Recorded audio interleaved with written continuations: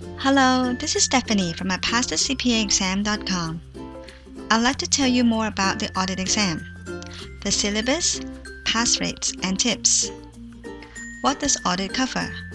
This section covers knowledge of auditing procedures, generally accepted auditing standards, and other standards related to attest engagements, and the skills needed to apply that knowledge. Simply put, to pass this exam, you need a working knowledge on the procedure of the audit. Here is a summary on what's covered in the exam. First, engagement acceptance and understanding of the assignment, 12 to 16%. Second, understanding the entity and its environment, 12 to 16%. Third, performing audit procedures and evaluating evidence, 16 to 20%. Fourth, evaluating audit findings, communications, and reporting, 16 to 20%. Fifth, accounting and review services engagements, 12 to 16%. And lastly, professional responsibilities, 16 to 20%. As you see, the topics are quite evenly spread out. Exam format. The CPA exam is fully computerized, consisting of multiple choice and task-based simulation questions. Effective April 2017, there will be 5 testlets, 2 testlets with 36 multiple choice each, and 3 testlets with TBS, with 2 to 4 questions each. The score weighting of multiple choice and TBS is 50-50. You will have 4 hours to take this exam, with an optional 15 minutes break in between. Pass rate. The pass rate for audit is similar to the other parts. It hovers around 47% in recent years. It's encouraging to note that the CPA exam pass rate has been steadily increasing over the years. Exam tips. Audit is a memorization-heavy exam. If you're an auditor, you are familiar with the procedure and have little problem. But if you're not, you just have to memorize all the steps and the procedures. Here are the tips. First, memorize the audit opinion. I know some people think it's not necessary to memorize the whole thing, but everyone agrees that you have to remember the important points of the audit report, such as which specific sentence should appear in which audit opinion and where in the paragraphs. Yes, it does get that specific. For me, I find it much easier by simply memorizing the report, the unqualified report in particular. The audit opinion is like a cheat sheet for your entire audit section. When you think about it, the conclusion of the whole audit process is summarized in the audit opinion. Every sentence in the audit opinion exists for a reason, and the CPA exam will ask you all these reasons in the rest of the audit exam. And yes, you are supposed to remember where a particular sentence appears in which audit report and which paragraph. You might as well memorize the whole thing and walk yourself through the page in your mind when the multiple choice questions come up.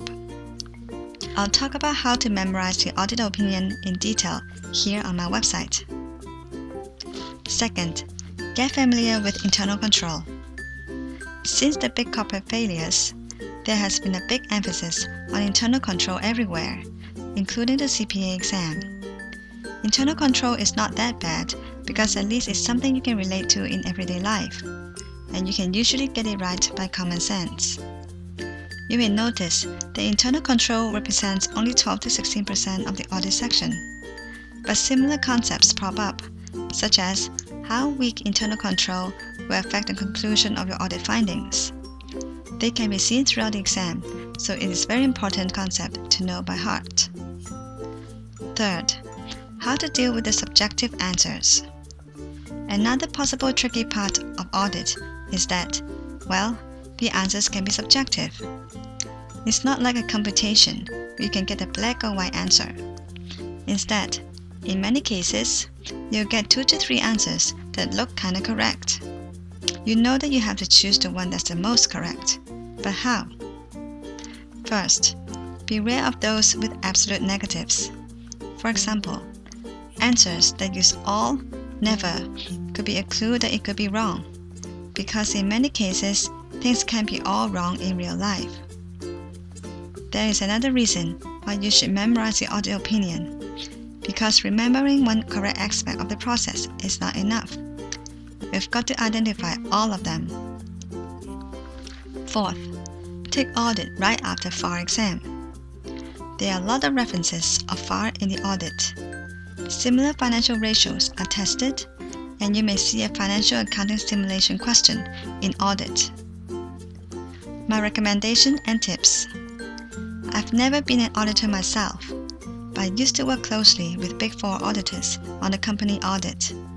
From looking at what they do, auditors, no matter how junior they are, have distinct advantage on this exam because this is exactly what they're supposed to do. Having said that, non-auditors like me can still pass this exam if you're willing to put in the extra effort. First, visualize what auditors do in real life. Some people think audit is easy, while others insist that it's impossible. I think the difference is whether you can really understand what the auditor does.